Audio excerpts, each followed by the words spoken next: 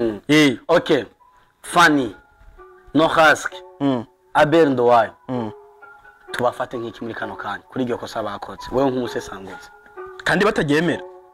Hari post nabonye bandika ko ngo rest in peace Izo Chris et Ornella Mutoni bakoresheje amafoto babonye muri propose. Kijya kintu n'igiki. Nivyo ijya nkuru niyo canke ni nkuru yo gushikuza kugira ngo kumbure bironkira amashuri. Bajya n'abasikama barondera views. Nibazi. Nta numwe agwahemo.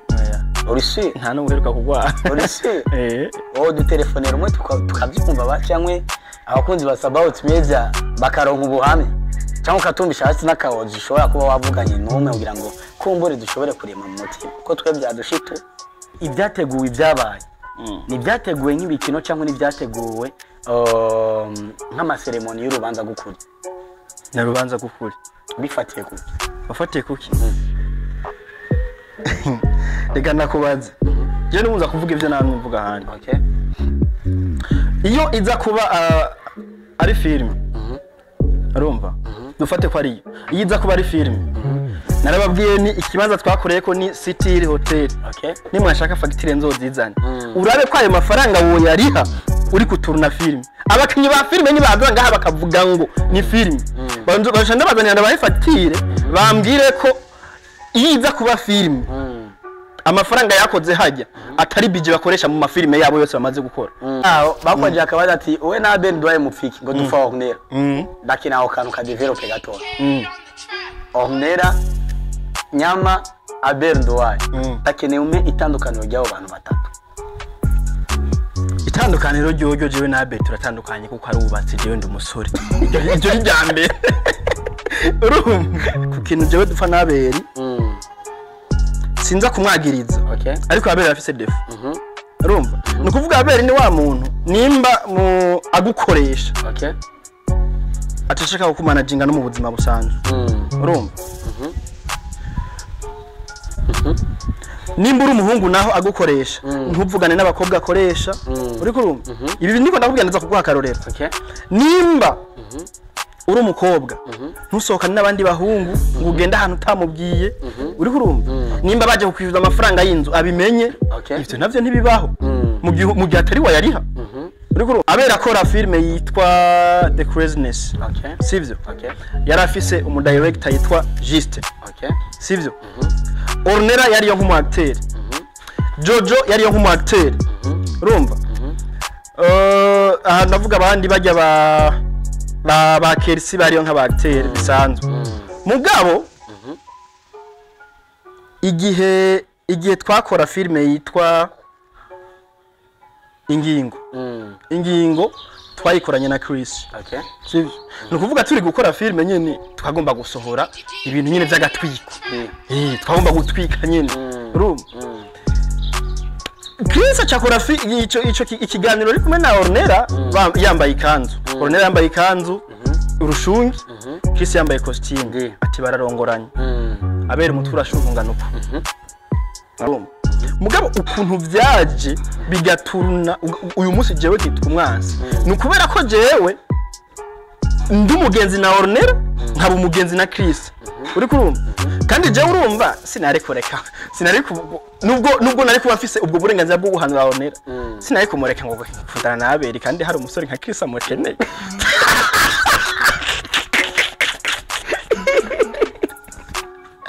ni yavuga ngo Ornella we yahemukiye Abel kuko Abel yazanye kontra sivyo Ornella arayisoma aramubwira ati ibi nibi kuramwe ariko ibi sawa uri kurumva Abel yitwaye ntiyagarutse ikosa riri kwande kabisa another day another blessing bakunze about media nkundanda kuramutse ndakwifurize amahoro y'Imana abane namni MC va mutima wa Burundi kuva muri about media anite karidasanzwe kwitwa umurundi kuvukira mu gihugu ciza acu Burundi imisi yose na hose tuba turi kuri terre kugira ngo kumbura dushobore kubaha ibiganiro byinshi bigiye bitandukanye dushobore kubagezaho amakuru menshi agiye atandukanye ariko kandi tutibagiye n'amakuru menshi abariko aravugwa higa no hino abariko ara trendinga tubazana abantu abasesanguzi bene byo kugira ngo kumbure twize turabashikanaho byinshi bigiye bitandukanye mu bwami bwa about media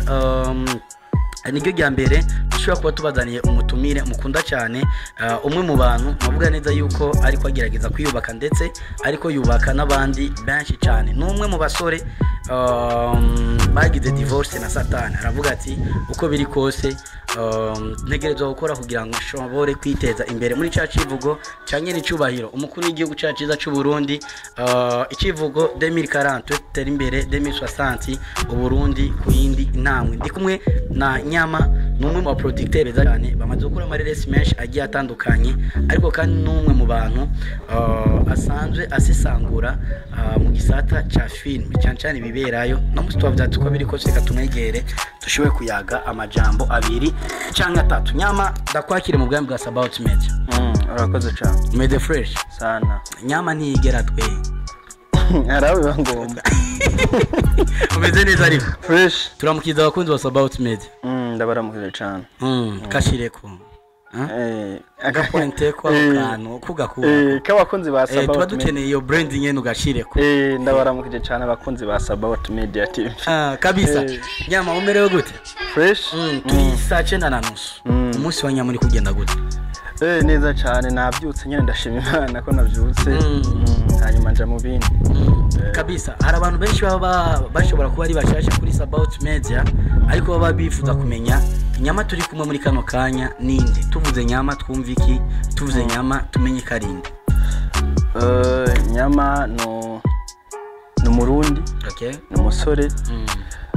Navutse tariki 4 z'ukwezi kwa 4 umwaka w'igihumbi kimwe amajana 998. Ibindi nibiki narize batandatu ngira kabiri. Navukiye mu ntara ya Rumonge. Narize kugera imanite ndayimara ndaje no muri kaminuza ariko ndavayo. Kubwo ubuzima kumbure bwagiye biragorana hirya no hino. Kabisa. Hari abantu bace bibaza ati Nyama n'izina abavyeyi bamwise canke Nyama n'izina ryazana nakazi. N'izina ryazananye mu kazi. Amazina abavyeyi bagwise rero. Lieve Nzoyikorera. Kabisa. Ndi kumwe na Lieve Nzoyikorera.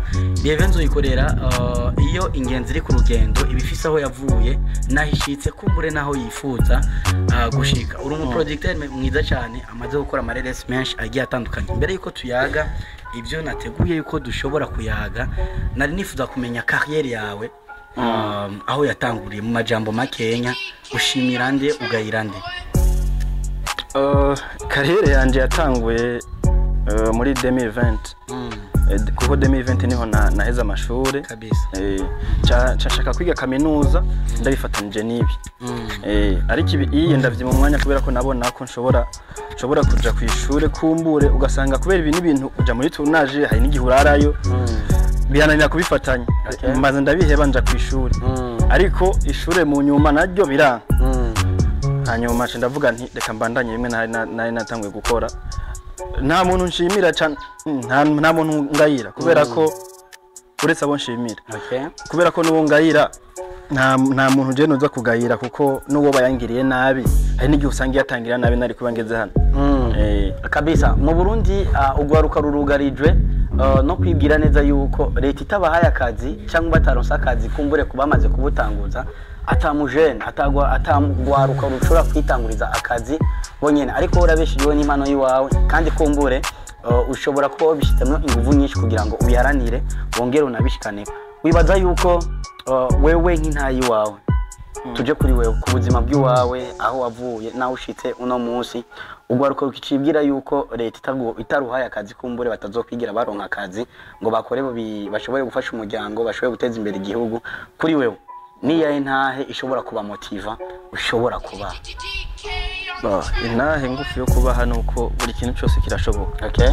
Upfa gutera intambwe gusa yo kugerageza ukagikora kikanka ukagikora kandi ugeze upfuye ukarinda ufugikora cyo kintu ntigishobora kwanga.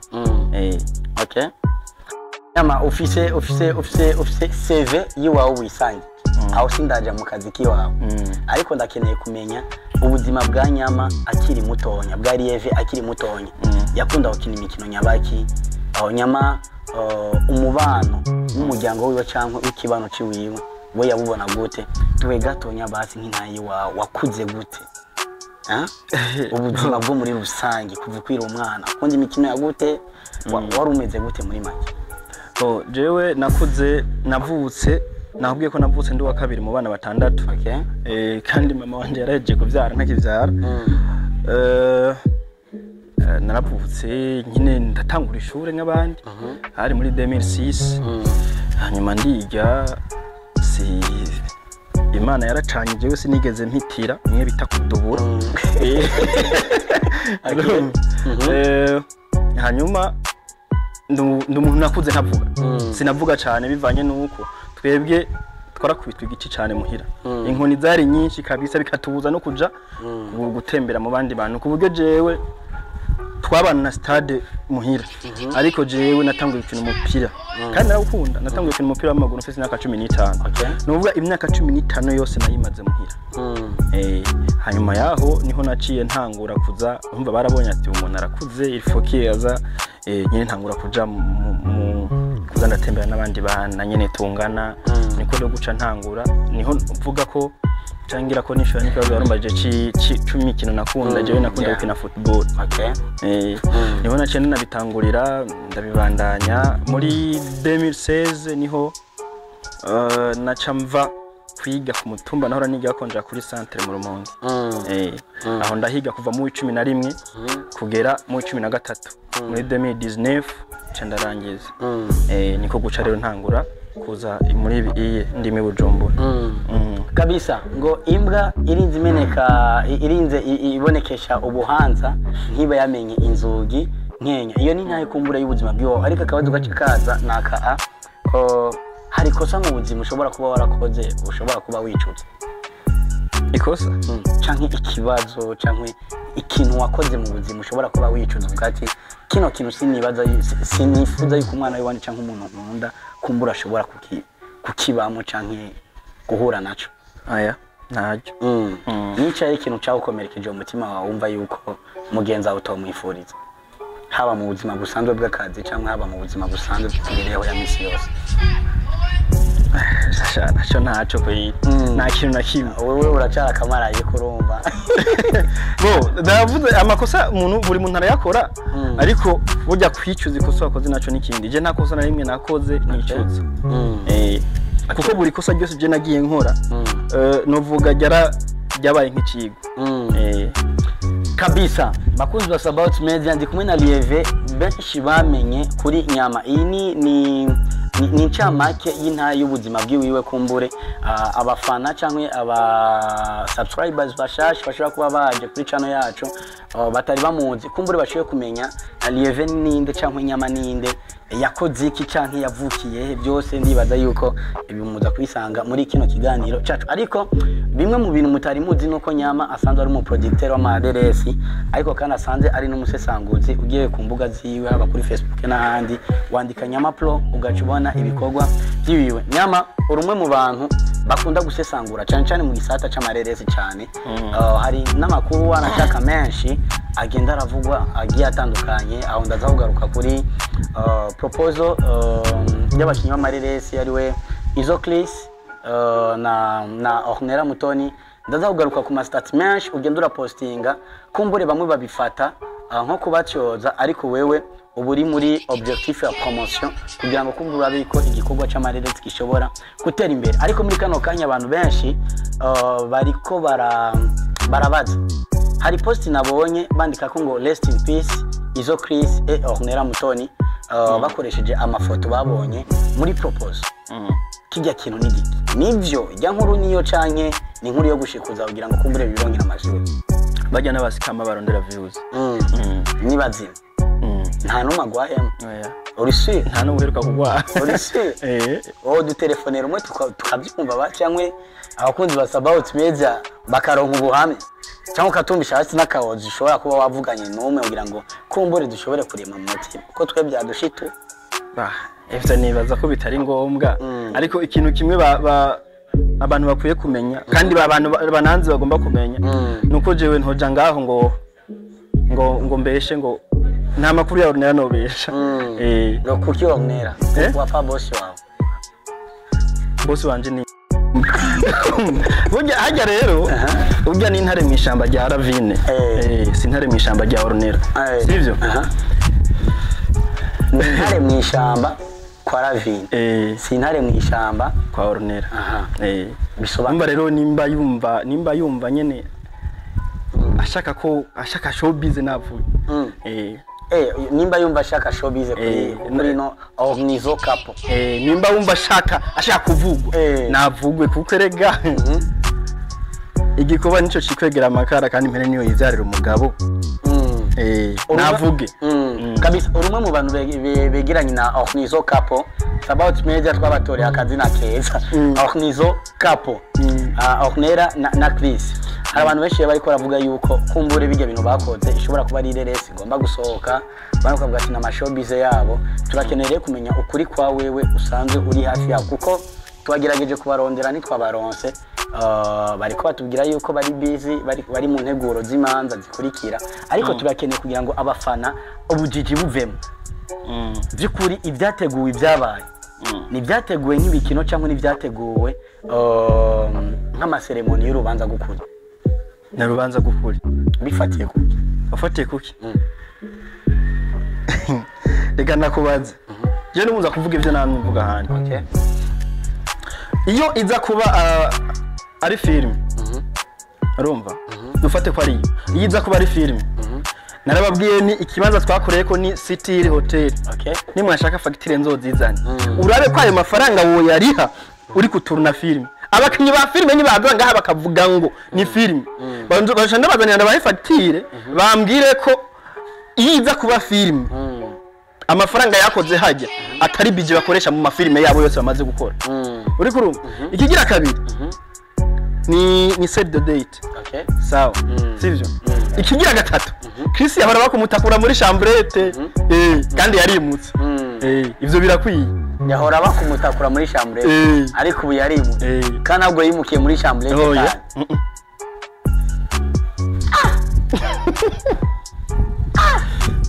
ivyo bitatu birakwiye ivyo bitatu byo nyine birakwiriye kabisa jana bateye n'amakinga cyane propose no musi save the date nyuma y'imisi 3 oba ujeje iki muri organizo cap kugira ngo cengira akabazo ndakwibariza jeje iki basi mu manza bariko barategura ufise uruhara rungana gute uruhara rungana gute ndi muri komite je mu komite man ega je ndi muri komite umujama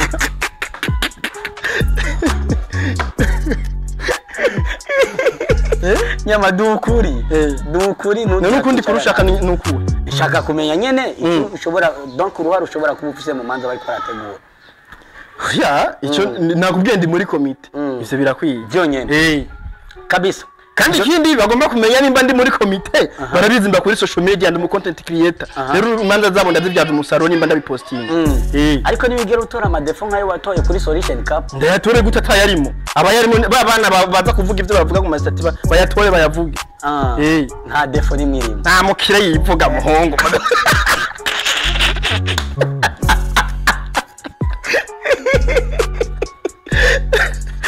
kabisa nao bakwaje akabaza ati we na Ben Dwaye mufiki ngo dufa Ornella dakina aho kantu ka developer gatoya Ornella nyama Aber Dwaye takene ume itandukaniro ry'abo bantu batatu itandukaniro ryojo jewe na Aber turatandukanye kuko ari ubatse jewe ndi umusore iryo ryambere ikigira nukuvuga etat civile nyene iradutandukanya iyanje ni Aber yes bon mudatandukanije na etat civile ngo mutandukanywe n'abana n'umugore ndakeneye irindi tandukaniro ritandukanye n'umugore hamwe na etat civile irindi tandukaniro Aber akora ice cream akaba n'umukinyi wa filime urumva nanje nkora filime uri kurumva nukuvuga ikintu twari kuba duhuriyeko nuko dukora twese mu gice cya cinema ariko nanone turatandukanye ntabwo turi muri department imwe numu acteur jewe sindi mu acteur kabisa mu basanzwe bakurikirana uruhome rwa WhatsApp dukunze kubona ama stats menshi avuga Aber cyane mu misi inaheze hari na video yasohotse wapostinze ku rubuga rwawe ubwita uvuga ati wa mukobwa wa Abel yakuze ariko aranyonga ibisusa ariko aratamba mu gihe twari tuzi neza yuko Abel ari umukozi w'Imana ndetse n'abana bibo bategerezwa kuba abana b'abakozi b'Imana. Bamwe barakomansa ati ijya video si y'umwana wiwe. Ati ijya video ni yashushanije uwundi muntu asa n'umwana wiwe. Benshi byabateye urujijo. Bituma we bagufata uko batari kugufata. Commentaires warazakiriye ndabizi uko ni ku rubuga rw'iwawe. Cangaruka akabazo kameze uko ubucuti bwa nyama hamwe na Abel Nduwayo muri kano kanya bwifashe gute? Nta n'ubuhari. Nta buhari? Oya. Kubera ko yabigize intambara. Kandi nanje sinisemba. Intambara gute? Intambara gute? Mupfiki. Bon, reka nkwereke rero Abel Defafise. Icambere reka mpere kuri iyo video. Iyo video nanje nayibonye nk'abandi baze kubiraba ku rubuga kuri TikTok y'umukobwa wa Abel nyene iriko. Uri kurumva? Ku rubuga rw'umukobwa wa Abel. Hanyuma icyo nza kuvuga kuri ku kintu jewe dufa na Abel. Sinza kumwagiriza. Ariko Abel afise defu. Urumva? Nukuvuga Abel ni wa muntu nimba mu agukoresha. Atashaka kukumanaginga no mu buzima busanzwe. Urumva? Nimba uri umuhungu naho agukoresha ntuvugane n'abakobwa akoresha. Uri kurumva? Ibi niko ndakubwira ndaza kuguha karorero. Nimba uri umukobwa ntusohokane n'abandi bahungu ngo ugenda ahantu utamubwiye. Uri kurumva? Nimba baje kukwifuza amafaranga y'inzu abimenye. Ivyo navyo ntibibaho mu gihe atari wayariha. Uri kurumva? Nukuvuga ibi nza kubisigura gute? Abel akaroro ka mbere naki wanje. Urumva? Abel oya reka mbere muri timu yiwe. Abel akora filme yitwa The Craziness. Sivyo? Yari afise umudirector yitwa Juste. Sivyo? ORNELLA yari yo nk'umu acteur. Jojo yari yo nk'umu acteur. Urumva? Aha ndavuga abandi bajya ba Kersi bari yo nk'aba acteur bisanzwe. Mugabo igihe twakora filme yitwa Ingingo twayikoranye na Chris. Nukuvuga turi gukora filme nyene twagomba gusohora ibintu nyene by'agatwiko. Twagomba gutwika nyene. Urumva? Chris acakora ico ikiganiro ari kumwe na ORNELLA yambaye ikanzu. ORNELLA yambaye ikanzu urushungi. Chris yambaye costume ati bararongoranye. Abel mutura shuhungana uko.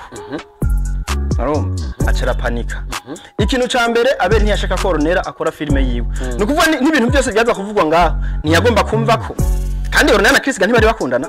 Ntiyagomba kumva ko ORNELLA na Chris bakundana. Ntiyagomba no kumva ko ari filme.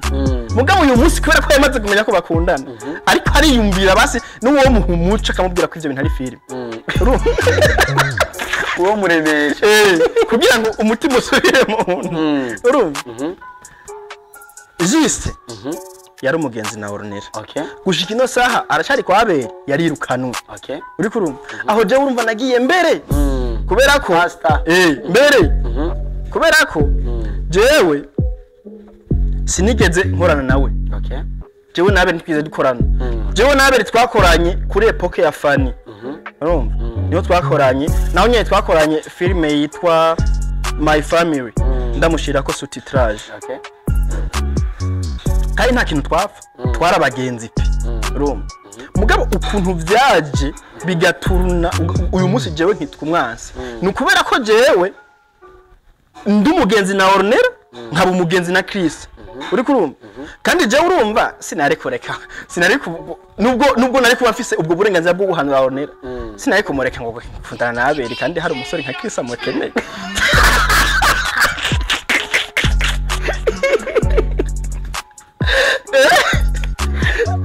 Kabisa. Uyu munsi Abel ariko birasa nkaho menga ariko akurikirana ORNELLA. Sivyo? Ariko kandi mu yindi kote ugacumenga ORNELLA nawe ariko akora ibintu ku muvuduko mwinshi kugira ngo yemeze Abel. Kuri wowe ucu bibona mwishushi yahereye. Aho umusesanguzo no munsi urasesangura. Bon, nukuvuga iyo aba Ornella yashaka icambere.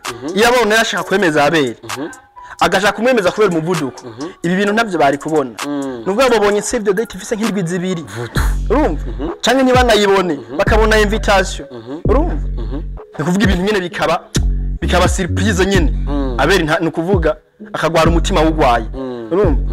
Mugabo bo bari mu bintu byabo kandi ibintu bariko babitwara uko bashaka. Urumva? Nta muntu numwe bariko baremeza ngo nuko Abeli ngo Abeli batakiri gukorana kuko Ornella ntiyahemukiye Abeli kuko ntiyikuyemo kwa Abeli. Uri kurumva? Ahubwo Abeli niwe yashatse ngo kwibuta vyemeye genda. Hanyuma nawe amaze kubishira ku munzane nk'umuntu mukuru avuga ati haguhomba ibintu haguhomba abantu wohomba ibintu. Hacarigira nukuvuga ngo Ornella siwe yahemukiye Abeli. Ibi ndabishirako nakatuzo. Hama niyaza akavuga ngo Ornella niwe yamuhemukiye. Message zirimo ngaha kiretse nibaye inyuma no mu mashini zirimo. Ornella yarazi guhaye. Iyo nazikuye nje ndahazi. Uri guru nyama niyavuga ngo Ornella niwe yahemukiye Abeli. Kuko Abeli yazanye kontra. Sivyo? Ornella ayisoma. Aramubwira ati ibi nibi kuramwo. Ariko ibi sawa. Uri kurumva? Abeli ayitwaye ntiyagarutse. Ikosa riri kwande. Hemuka kuri morero. Kuko amasezerano aba hagati y'abantu babiri bumvikana kandi bemereje gukora ikintu.